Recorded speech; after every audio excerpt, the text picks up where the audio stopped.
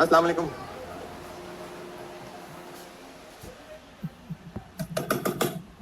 दुरूद शरीफ पढ़ना।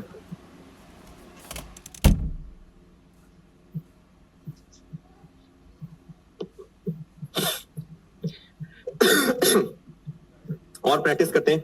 स्प्रिंग 14 पढ़ लें, करता हूं। स्प्रिंग 2014 मार्जिनल एब्जॉर्प्शन की प्रैक्टिस ही और करा रहा हूं, खत्म हो गया चैप्टर।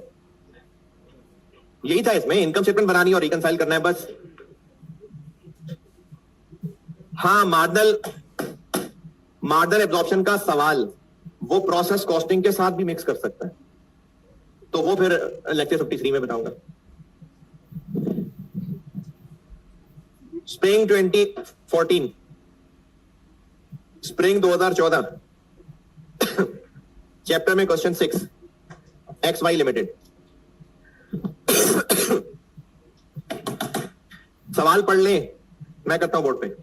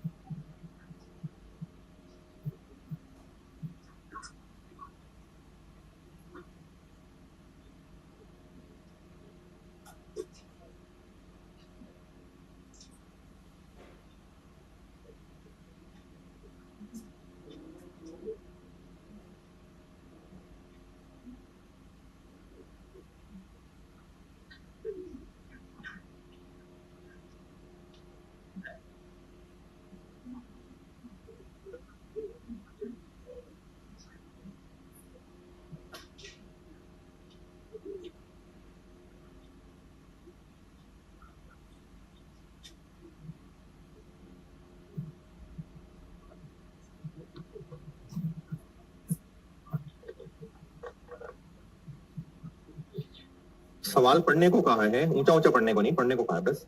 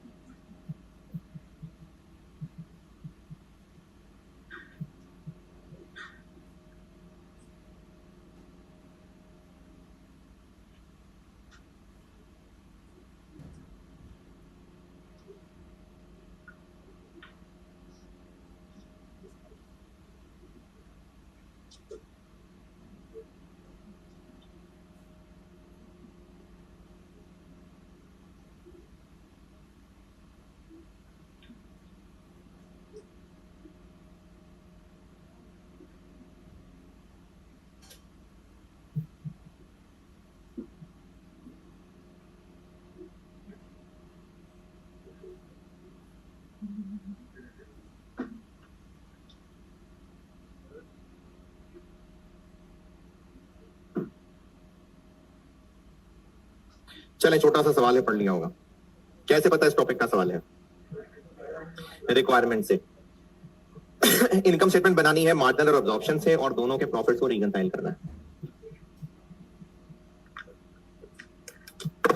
तो 2 पेज छोड़ के इनकम स्टेटमेंट और रिकंसिलिएशन के लिए वर्किंग्स में आ जाते हैं।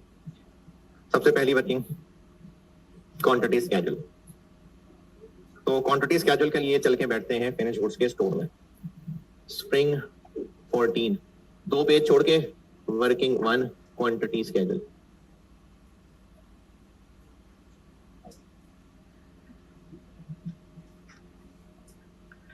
ओपनिंग फिनिश गुड्स जी 4000।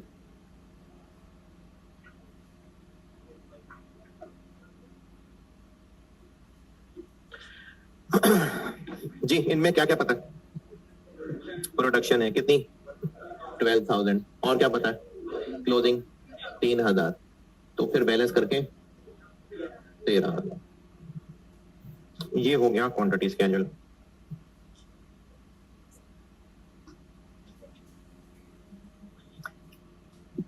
कॉस्ट पर यूनिट,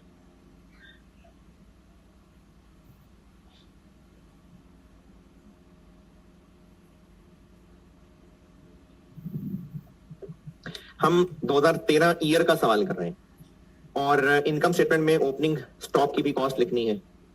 बताई है ओपनिंग स्टॉक की कॉस्ट? कल वाले सवाल में बताई हुई थी, नहीं बताई ना? तो फिर हमें कॉस्ट पर यूनिट 2013 की तो कैलकुलेट करनी ही है, 2012 की भी करनी पड़ेगी। क्यों? क्योंकि जो 12 का क्लोजिंग होगा वो 13 का ओपनिंग होगा, तो हमें 12 का कॉलम भी बनाना पड़ेगा। ये जो ऊपर टेबल में दिया हुआ है selling price and cost for the year ended इतना, ये यहां से हमें पर यूनिट 13 वाली फिगर्स दी हुई है जी। Material 630, labour 189, variable FOH. ये जो वेरिएबल एफओएच है वो हमें इस 220 में से खुद तोड़ना पड़ेगा। 220 का 60%, 132 और 951 ये मार्जिनल के लिए, और fixed FOH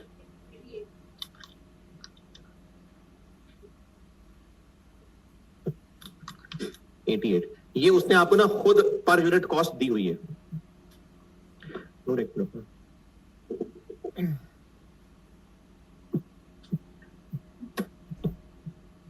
per unit cost 2013 की उन्होंने बता दी है, बस एक पहली ये बनाई थी कि ये दोनों जोड़ के बता दी थी, तो हमने उनको तोड़ दिया। और एब्जॉर्प्शन के सवाल के लिए 1039।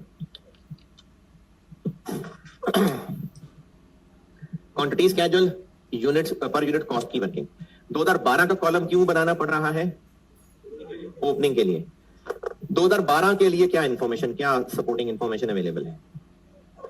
Point number 4, overheads have increased by 10% and raw material and labor by 5% over previous year।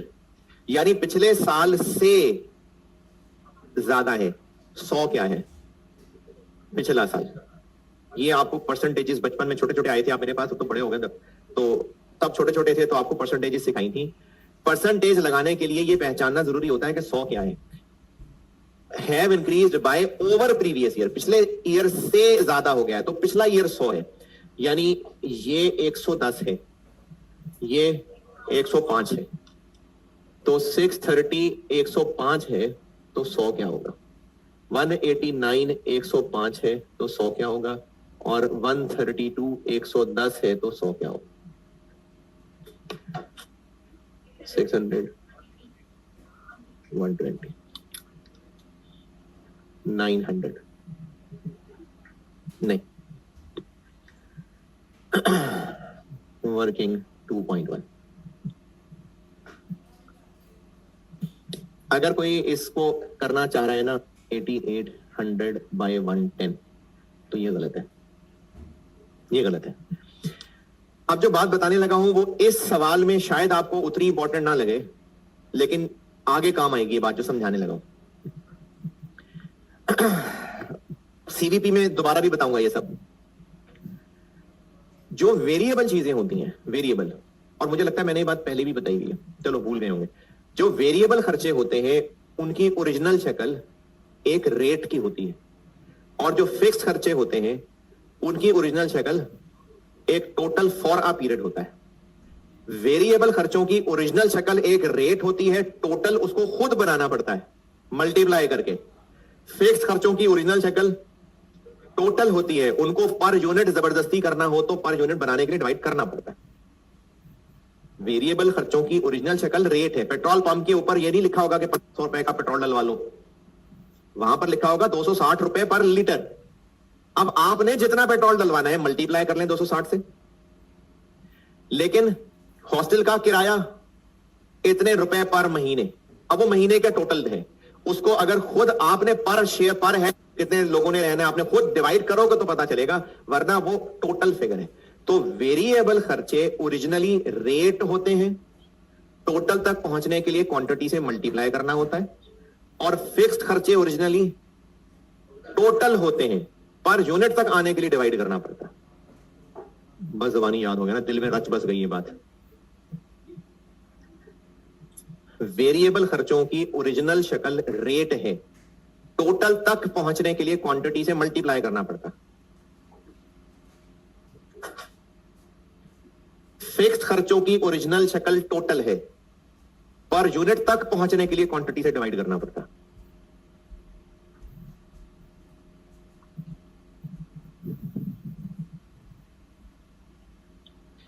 ये बात लिखेंगे तो इससे कनेक्टेड अगली बात बतानी है। दोबारा,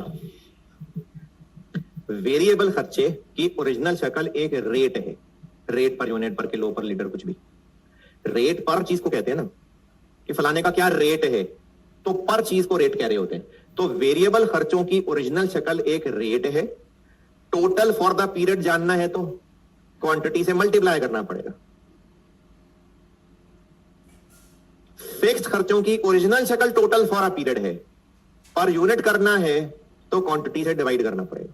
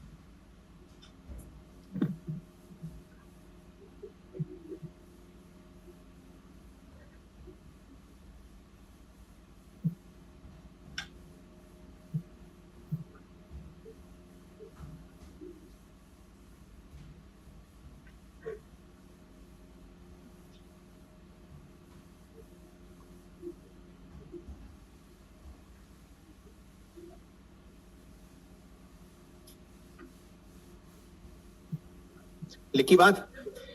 इसलिए इसलिए हमने अगर एक पीरियड से दूसरे पीरियड तक खर्चे को महंगा या सस्ता करना है, जैसे इस साल में किया, तो वेरिएबल खर्चों के रेट को महंगा सस्ता करते हैं और फिक्स खर्चों के टोटल को महंगा सस्ता करते हैं। दोबारा, इसलिए अगर हमने एक पीरियड से दूसरे पीरियड तक जाने के लिए खर्चों को महंगा सस्ता करना है, कि फलाना मटेरियल का रेट महंगा हो गया, लेबर का रेट सस्ता हो गया, रेंट महंगा हो गया, रेंट सस्ता हो गया, तो अगर हमने एक पीरियड से दूसरे पीरियड में जाने के लिए खर्चों को महंगा सस्ता करना है, तो वेरिएबल खर्चों के रेट को महंगा सस्ता करना है और फिक्स्ड खर्चों के टोटल को महंगा सस्ता करना है। इसलिए ये गलत हुआ। क्यों? ये फिक्स के रेट को महंगा सस्ता कर रहे हैं ना, ये सही नहीं है, ये ठीक था।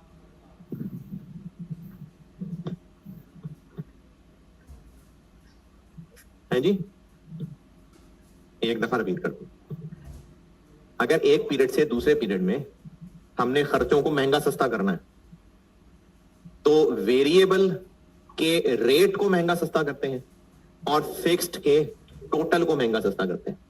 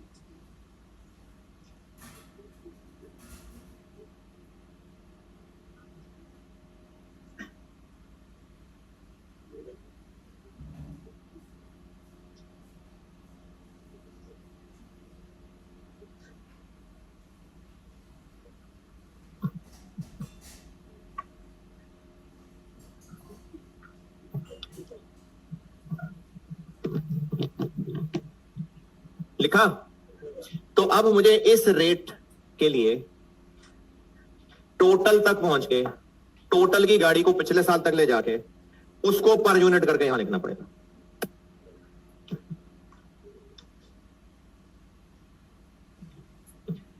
ये 2013 का ओएआर है।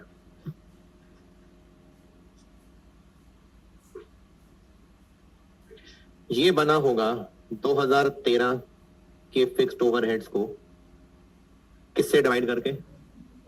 नॉर्मल प्रोडक्शन से। सवाल में दी हुई है, सवाल में गिवन है, सवाल में दिया हुआ है ना। तीसरे पॉइंट में उन्होंने कहा हुआ है कि फिक्स्ड ओवरहेड हमने जो आपको बताई है वो एक्चुअली ओएआर है जो नॉर्मल प्रोडक्शन पे निकला हुआ है, क्लियरली लिखा हुआ है। अब इस तीन में से आपको क्या क्या पता है? 88 पता है, ये पता है, ये नहीं पता।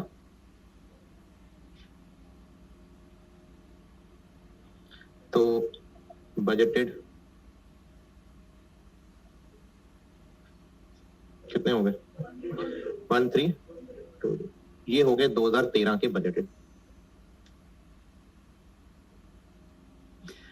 2013 के फिक्स्ड ओवरहेड्स हमने बजट करते हुए क्या सोचा होगा कि 2012 से 10% महंगे, यहां से 2012 में चलते हैं। इसी से आगे चल रहा हूं, इसी से वर्किंग में आगे चल रहा हूं। 2012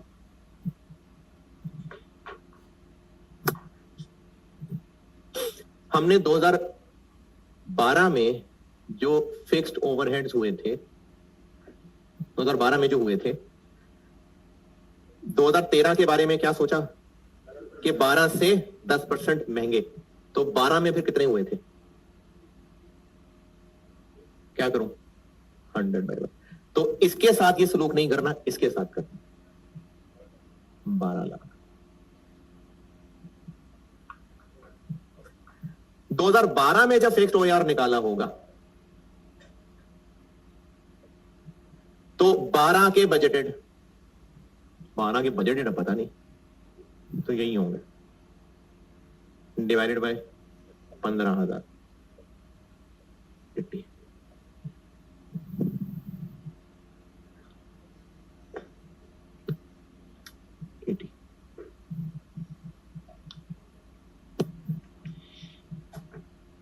अब जिनको ये लग रहा है कि तो कौन का टाइम बर्बाद किया, वैसे भी तो 80 आ रहा था।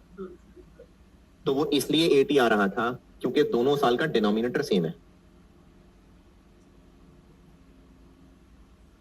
इसलिए 88 से भी 80 आ रहा था।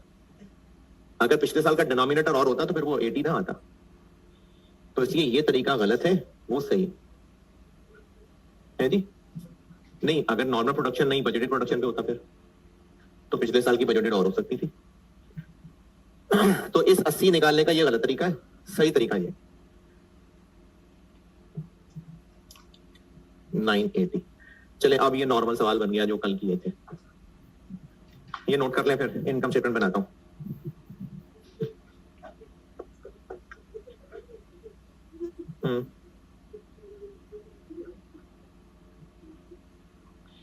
नहीं, ओएआर निकालने के लिए तो 12 का भी बजटेड ही चाहिए था।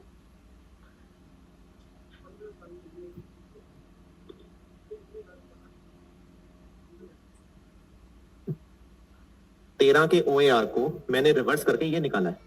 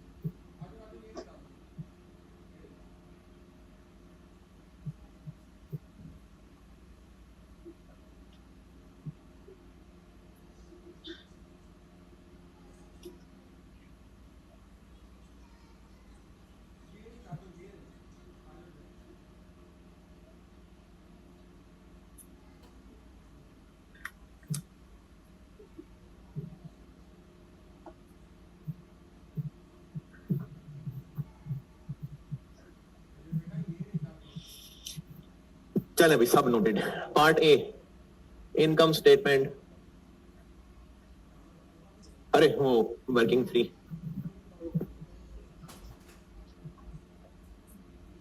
वर्किंग 3 ओवर या under applied fixed overheads. Applied जी 88 इंटू 12,000, 1056,000 और 2013 के एक्चुअल, वो तो बजटेड थे, 13 के एक्चुअल नहीं पता, वो यही होंगे फिर 13-20। अप्लाइड कम है 26, अप्लाइड कम है अंडर अप्लाइड।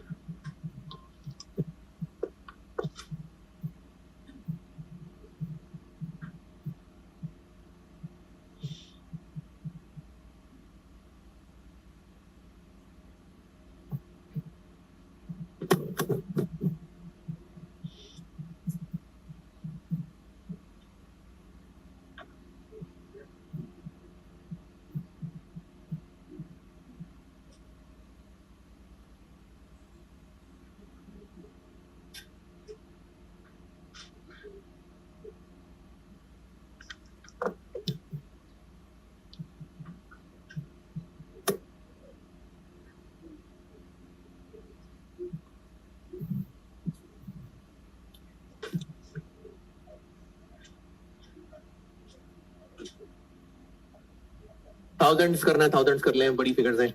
सेल्स 13,000 यूनिट्स हैं और एक कितने का?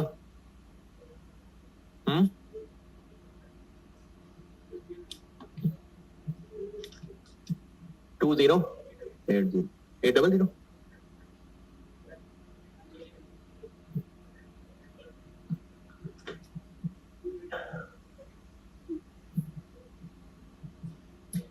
less cost of sales, opening finished goods 4,000 into absorption कर रहा हूं, ओपनिंग 980 ओपनिंग जी 3920। कॉस्ट ऑफ गुड्स मैन्युफैक्चर्ड जी 12,000 इंटू 1039 1240468। क्लोजिंग 50 है 3,000 इंटू 1039 3117। अंडर अप्लाइड है कि ओवर अप्लाइड है? अंडर अप्लाइड है। Under applied cost of sales debit add हो जाएगा।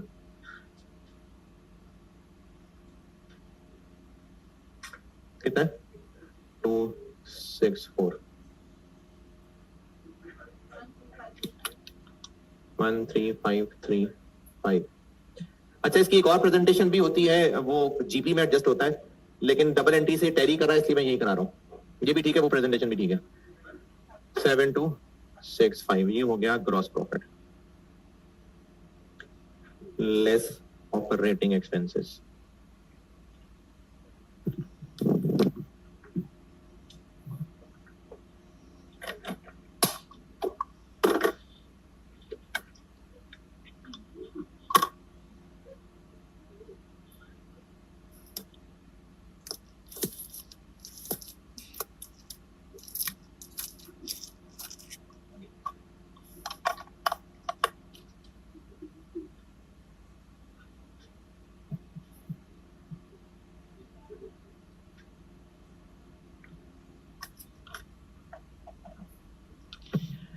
जी ऑपरेटिंग एक्सपेंसेस में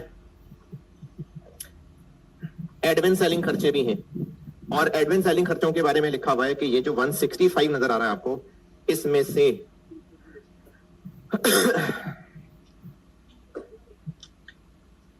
वेरिएबल और फिक्स्ड। वेरिएबल कितने? कितने में से? टोटल कितना है? 165। 40% वेरिएबल है।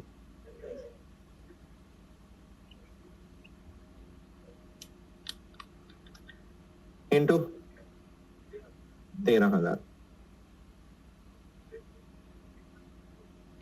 13,000 से मल्टीप्लाई किया जी। 85887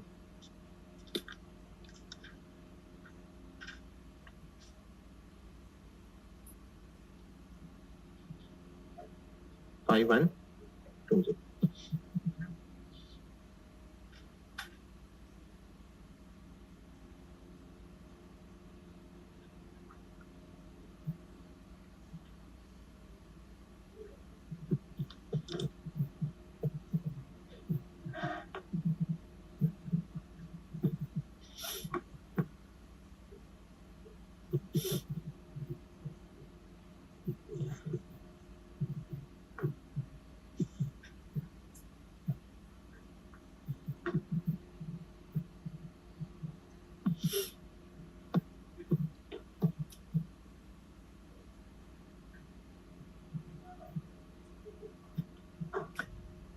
$20,800 less variable cost of sales. Opening finished goods 4,000 into 900 3600. Cost of goods manufactured 12,000 into 951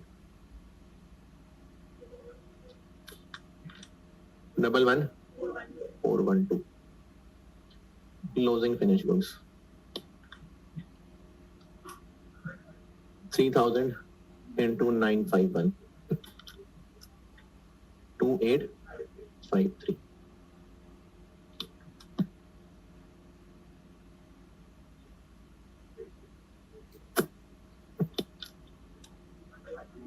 One two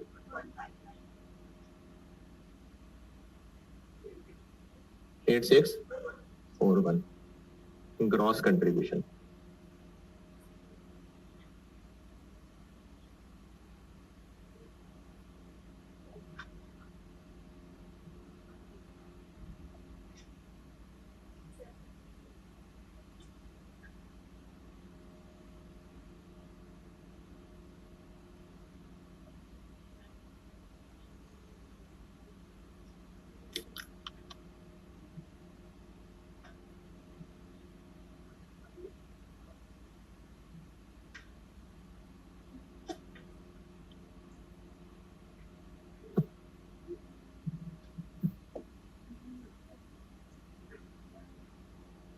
क्या क्या लिखूं इधर?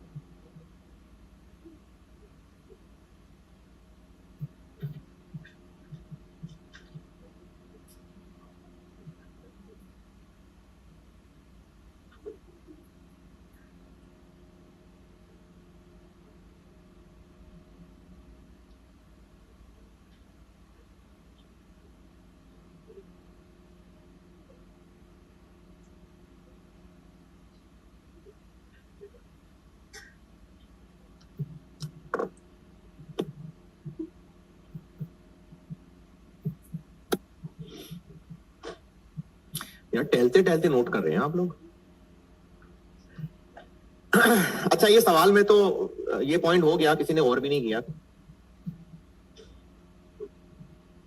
लेकिन आइंदा के लिए एक बात इसमें डिस्कस कर रहा हूं। इस सवाल में उतनी जरूरत नहीं पड़ी, लेकिन मैं इसकी एक वैरायटी बताता हूं। इस 1287 पे कोई एतराज नहीं किसी को?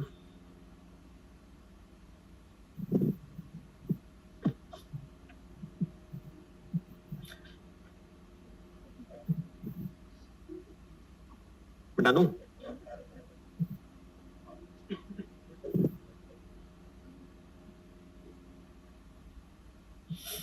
अच्छा चलो, इतनी सी जगह चाहिए।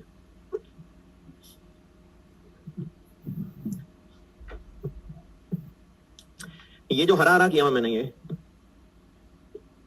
ये हरा हरा क्या बना? 165 इंटू 40%, 66 और ये 99, यानी variable selling cost 66 per unit है और फिक्स कॉस्ट 99 पर यूनिट है। तो टोटल तक अब कैसे पहुंचे?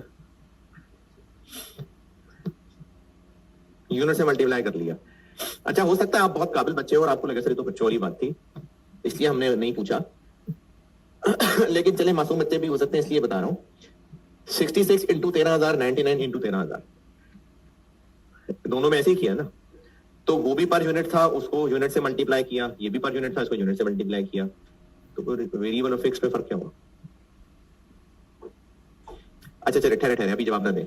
अगर सेम सवाल, सेम अगले साल की भी इनकम स्टेटमेंट मांगी होती, अगले साल की भी इनकम स्टेटमेंट मांगी होती जिसमें महंगाई मजीद ना होती, सेम सवाल अगले साल की भी इनकम स्टेटमेंट मांगी होती और महंगाई ना होती, लेकिन अगले साल यूनिट्स सेल होते 16,000, 16,000, अगले साल की इनकम स्टेटमेंट में ये फिगर्स कैसे लिखते?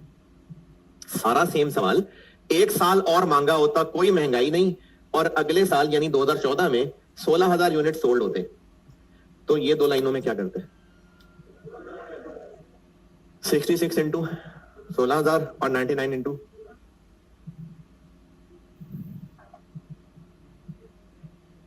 हाँ जी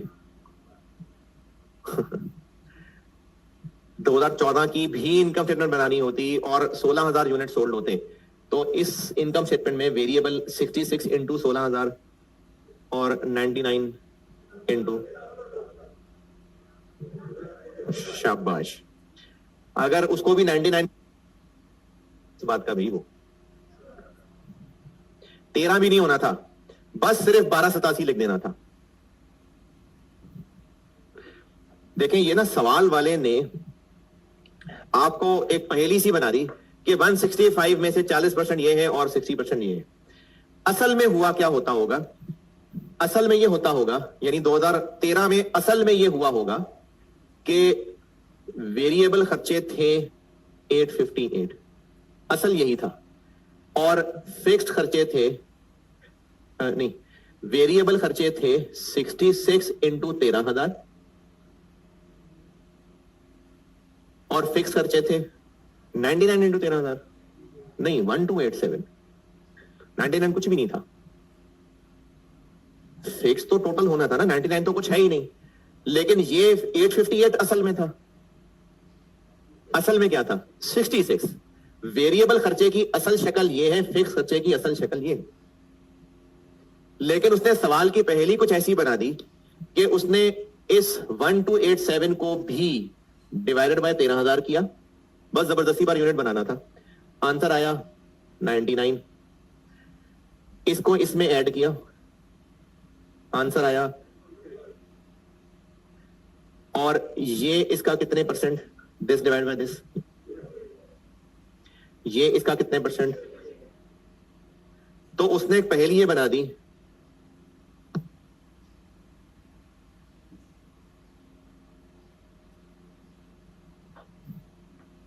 यानी ये निकला ऐसे था, उसने आपको ये फिगर बता के बाकी पहेली बना दी कि आप इसके पहले ये और ये फाइंड करें, फिर 99 कैसे निकला था वहां से उल्टा चले।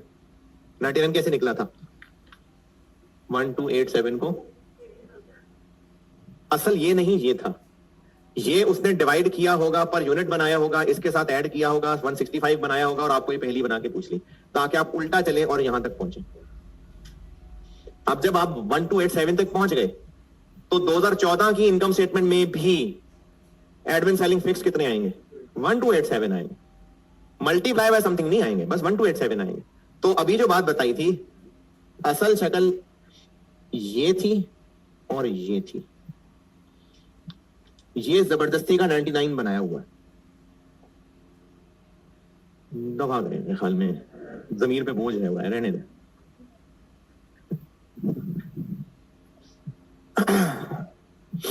चले एक और करते हैं सवाल।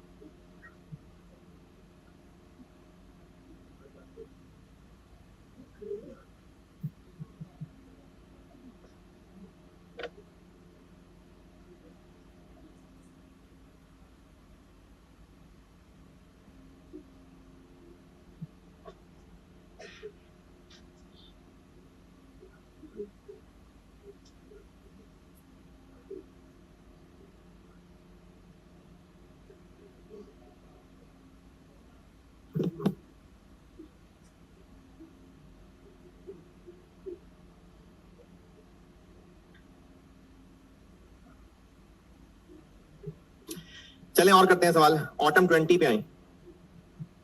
ऑटम 20,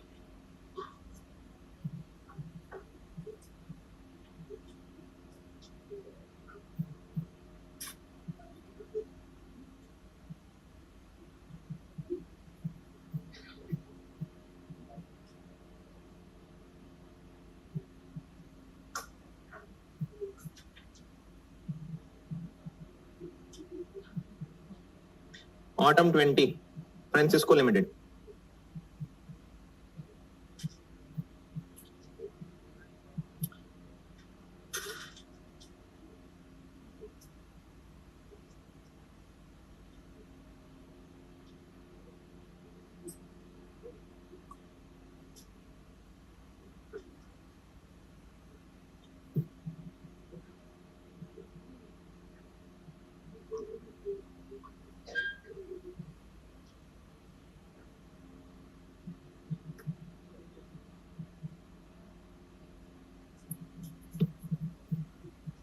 सवाल का जिक्र इसलिए करता हूं कि पढ़ लें, सवाल पढ़ ले, मैं करता हूं, पढ़ लीजिए।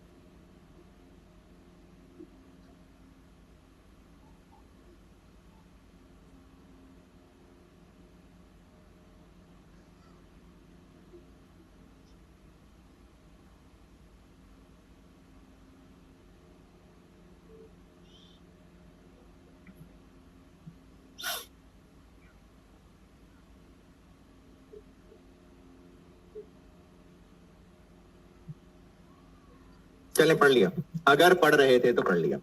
कैसे पता, इस चैप्टर का सवाल है। ये सवाल मेरा कराने का मकसद है ना, वो मेनली पार्ट ए है।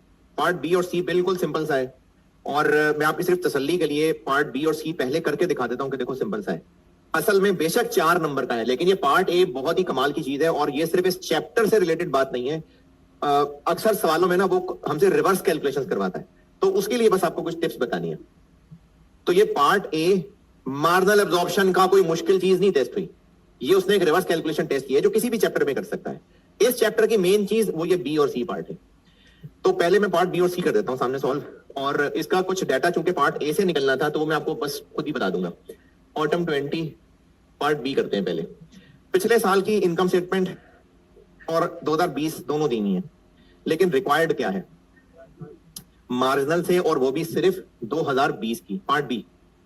तो एब्जॉर्प्शन की क्यों नहीं रिक्वायर्ड, वो गिवन है। उसने एब्जॉर्प्शन की इनकम स्टेटमेंट खुद बना दी है, और अगर आप इस इनकम स्टेटमेंट को देखें ना तो जीपी के नीचे अंडर ओवर अप्लाइड आ रहा है, जीपी के नीचे। तो ये मैंने आपको बताया था कि अंडर ओवर अप्लाइड पीएनएल को भी चार्ज हो सकता है, वो फिर जीपी के नीचे आएगा। तो हो सकता है वो पीएनएल को चार्ज करते हो। अंडर ओवर अप्लाइड 400 नेगेटिव, ये जीपी के नीचे आ रहा है ना, तो फिर ये वो पीएनएल को हो सकता है चार्ज करता हो बिजनेस। तो उसने एब्जॉर्प्शन की इनकम स्टेटमेंट बना दी है, हमने इसी से फिगर्स उठा के मार्जिनल बनानी है। जो मैंने कल बोर्ड पे सवाल किया था उसका एक रेफरेंस बता रहा हूं।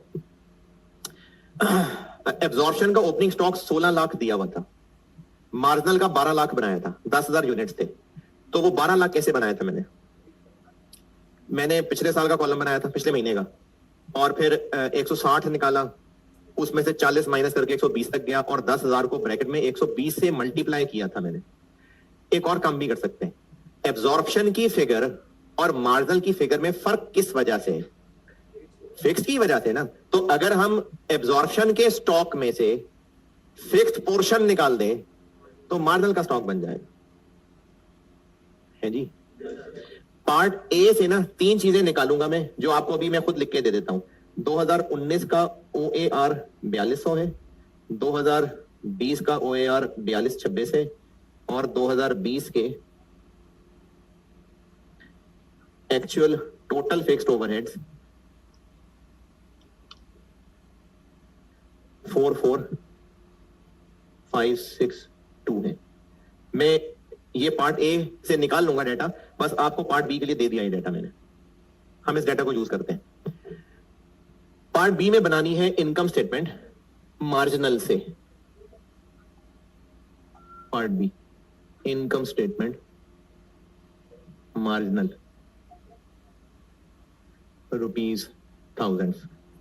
एब्जॉर्प्शन की इनकम स्टेटमेंट बनी हुई है, सेल्स वही वाली ही होंगी, 149,250 less variable cost of sale, opening finish goods, COGM और क्लोजिंग फिनिश गुड्स। एब्जॉर्प्शन की फिगर्स हैं हमारे पास, हम उनमें से मार्जिनल की फिगर्स कैसे बनाएं। फिक्स्ड पोर्शन माइनस कर देते हैं, जैसे पहले ये दोनों बताता हूं। कॉस्ट ऑफ गुड्स मैन्युफैक्चर्ड की फिगर सवाल में कितनी आ रही है, 30,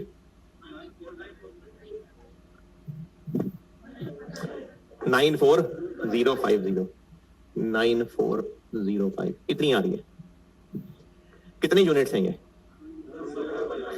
10,450।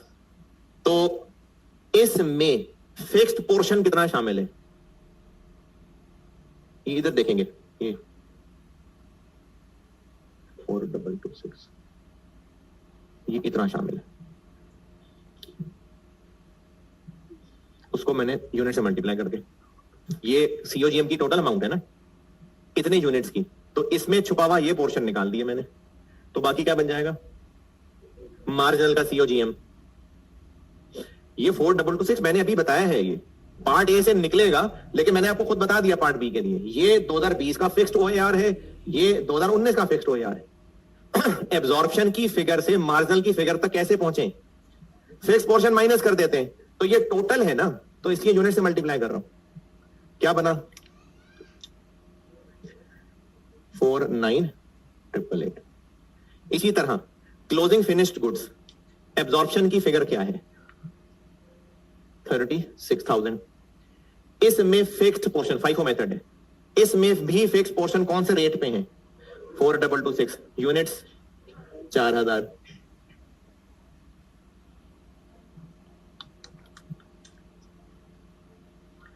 वन 909 नहीं यार, 19096। फाइफो है, ओपनिंग में कौन सा फिक्स पोर्शन शामिल है? 4200। ओपनिंग की क्या है वैल्यू? 31,000 माइनस कितने यूनिट्स है? 3500 इंटू 4200, 16,300।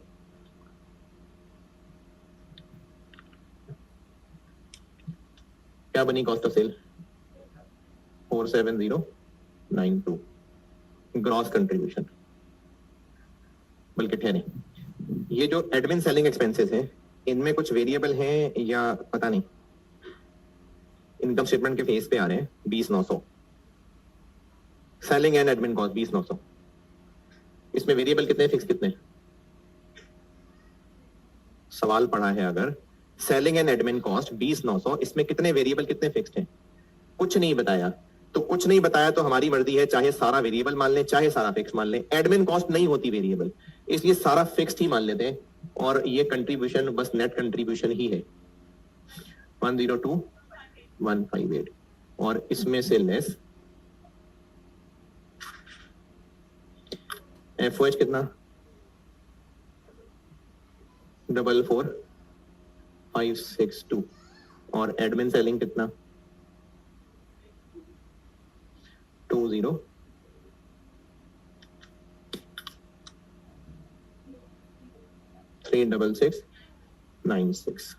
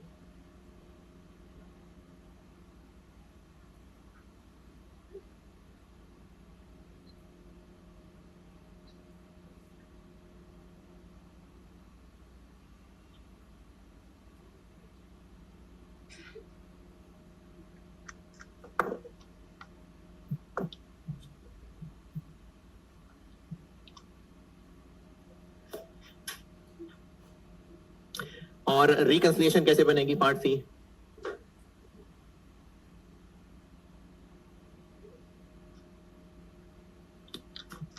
एब्जॉर्प्शन का प्रॉफिट जो कि सवाल में है 38,900। इसमें ऐड जो ओपनिंग में फिक्स कॉस्ट शामिल है, कैसे निकालें? 31,000 और उसका डिफरेंस 14 और लेस जो फिक्स कॉस्ट क्लोजिंग में शामिल है,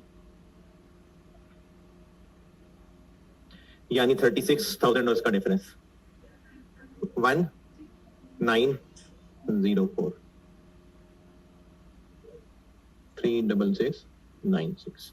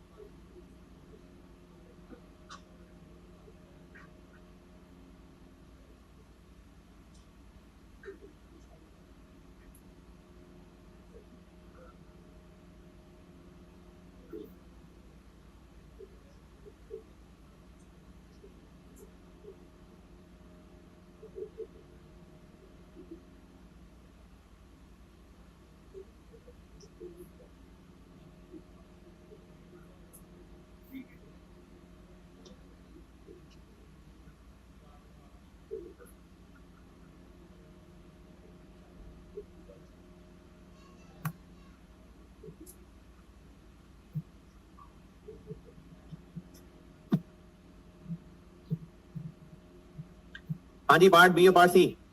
अच्छा, जिन लोगों ने ये अभी अगली क्लास में फिजिकली आना है, उनके पास 5, 10, 15 मिनट जितने भी अगर हुए करना चाहिए, अगर पार्ट ए ना पहले खुद ट्राई करना, और जिन्होंने ये क्लास अगली रिकॉर्डिंग देखनी है वो पहले ट्राई करना, फिर ये क्लास लगाना। मैं अगली क्लास के शुरू में इसको सॉल्व करूंगा, बस इतना सिर्फ रीजन बाद में बताऊंगा। अभी सिर्फ आप ये समझ लें कि जो इसमें वर्ड स्टैंडर्ड है ना, उसको आप बजट समझ लेना। इस सवाल में स्टैंडर्ड के वर्ड को आप बस बजट समझ के सवाल सॉल्व करें। ठीक है जी, अल्लाह हाफ़िज़।